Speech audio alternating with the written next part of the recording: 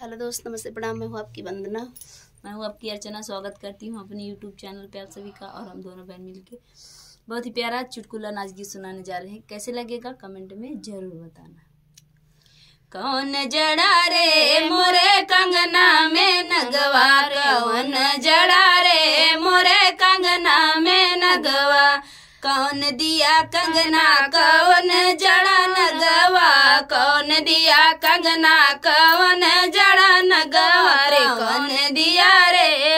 कौन दिया रे चाल बजवा सजनवा, कौन दिया रे चाल बजवा सजनवा, कौन जड़ा रे मोरे कंगना में नगवा, कौन जड़ा रे मोरे कंगना में नगवा, मनिहार दिया कंगना सोनार जड़ा नगवा, मनिहार दिया कंगना सोनार जड़ा नगवा, यार सास दीही हो चाल बजवा सजनवा, यार सास दीही हो चाल बजवा सजनवा, मोरी सास दीही है चाल बजवा सजनवा, कौन जड़ा रे मोरे कंगना में नगवा, कौन जड़ा रे मोरे कंगना में नगवा, टूट गए कंगना बिखरी गए मोतिया, टूट गए कंगना बिखरे गए मोती,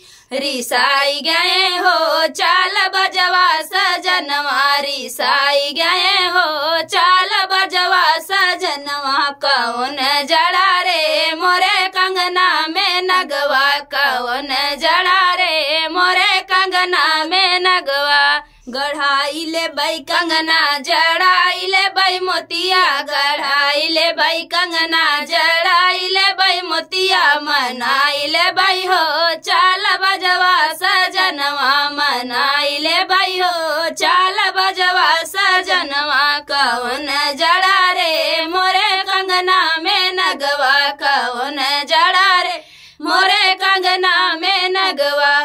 तो फ्रेंड, गीत कैसा लगा कमेंट बॉक्स में बताना। फिर मिलते किसी नए गाने के साथ, तब तक के लिए बाय बाय दोस्तों।